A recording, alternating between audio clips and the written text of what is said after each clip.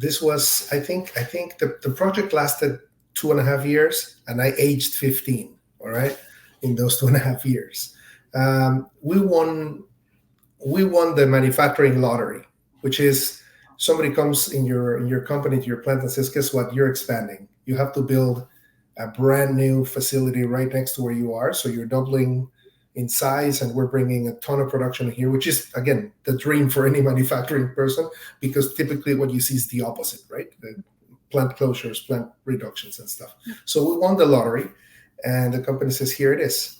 Um, I had to hire all of the machine operators, all of the technicians that would run equipment, maintain equipment, clean equipment, and everything. And I have to hire all of the leaders who would like be taking care of the plant and all. And so one of the things that we noticed ahead of time was, because of the nature of the generations of younger professionals that are out there, we know that at least a study that we did in P&G maybe 15 years ago said people from my generation will have 3, 4 jobs in their lives.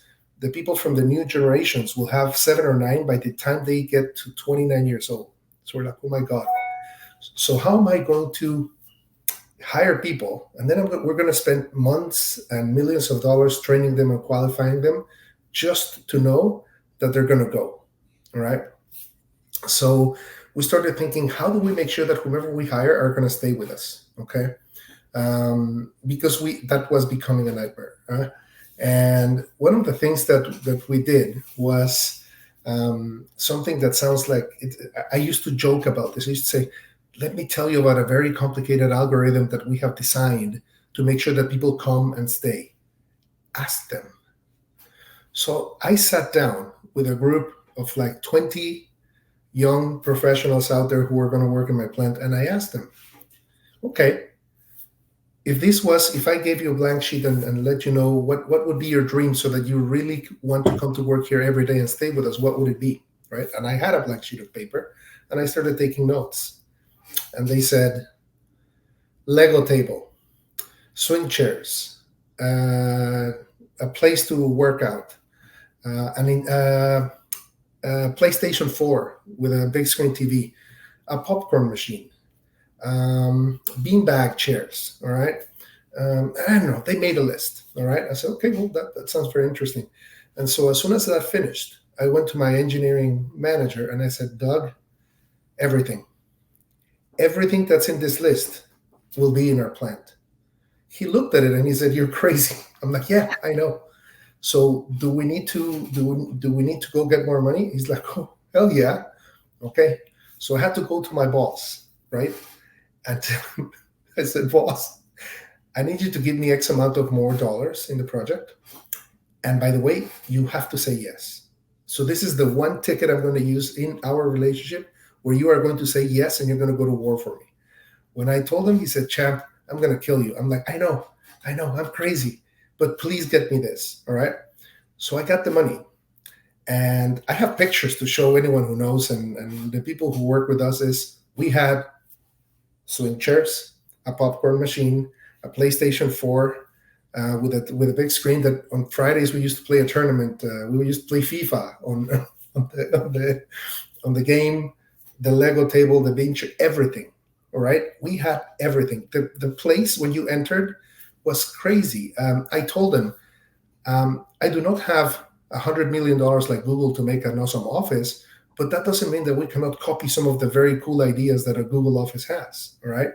I had the chance to visit a Google office in South America. And so I kind of knew how this worked. And so we said, we're going to create our own little space.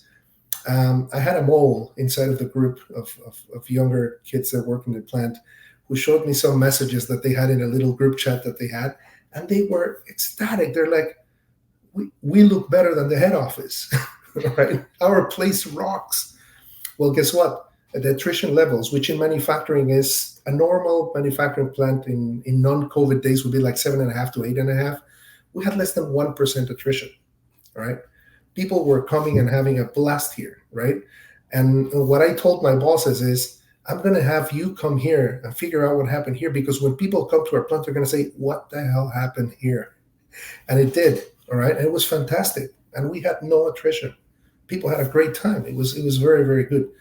That was one issue. The second nightmare in that project was, it happened to be in Canada. It was in Toronto, and we had the worst winter in, I think it was 60 years. So construction of the building had to be delayed twice by 3 months. And so as a company, we made a decision that we would have changed, that most of you will say, duh, which is we shut down a plant and we were starting up ours. Okay. So when I was starting up my plant, the other one was already shut down. What we did is we built inventory and we froze it. All right. We did the science to figure out, can we freeze product so that it stays fresh When you say after the freeze, you startup. literally mean put it in a freezer. Yeah. Yeah. And so we did. The problem is the construction was so delayed that I started eating into that inventory. So when we started up the plant, we literally had Costco threatening us to delist. All right. And I was starting up a plant. By the way, the lines were brand new. So this was a completely new technology to make crackers. No other place had a line like ours. No other place had an oven like ours. And we were learning as we go with a gun to our heads because we had to start producing for Costco. So, if you create all of that startup environment with a bunch of people who just started working with me.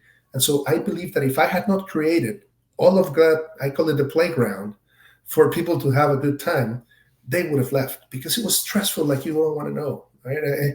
I have a picture before the project started and a picture after, and I had no gray hair. Believe me, I had no. And then I did. So, creating the environment, because you know that a startup is going to be very, very, very complicated, difficult, and stressful. I think it's cornerstone. So that was the first thing that we did.